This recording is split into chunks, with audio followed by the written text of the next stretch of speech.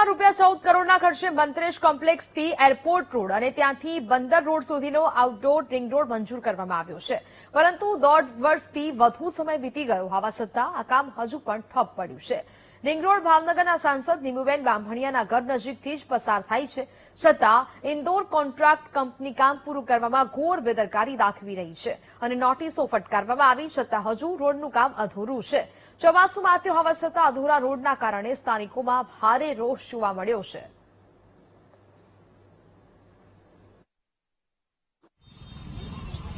ભાવનગર મહાનગરપાલિકા મંત્રેશ થી લઈ અને રિંગ રોડ બનાવવા જઈ રહ્યો છે.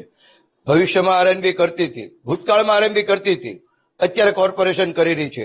14 કરોડ રૂપિયા જેવી રકમ ખર્ચવા છતાં કોન્ટ્રાક્ટર પોતાની મનમાનીથી આજની તારીખે કામ ચાલુ નથી કરી રહ્યા. 5 નોટિસ આપી છે, છતાં પણ એ ડરતા નથી. ડરતા નથીનું કારણ અહીં જયારે કામ આપવામાં આવે છે ને ત્યારે 2%.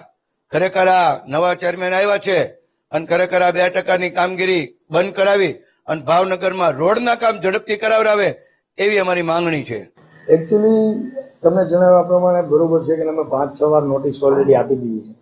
પેલા એ રોડ આરએનબી પાસે હતો, ત્યારબાદ કોર્પોરેશને એને સ્વીકાર્યો અને કોર્પોરેશન પાસે એ રોડ આવ્યો છે અને અત્યારે એજન્સીને વારંવાર નોટિસ અપાઈ ગઈ છે અને ગઈકાલે પણ અમારા સિટી એન્જિનિયર દ્વારા એને કહેવામાં આવ્યું છે અને એને કીધું છે કે ચોમાસા પહેલા એ રોડ કમ્પ્લીટ થઈ જશે.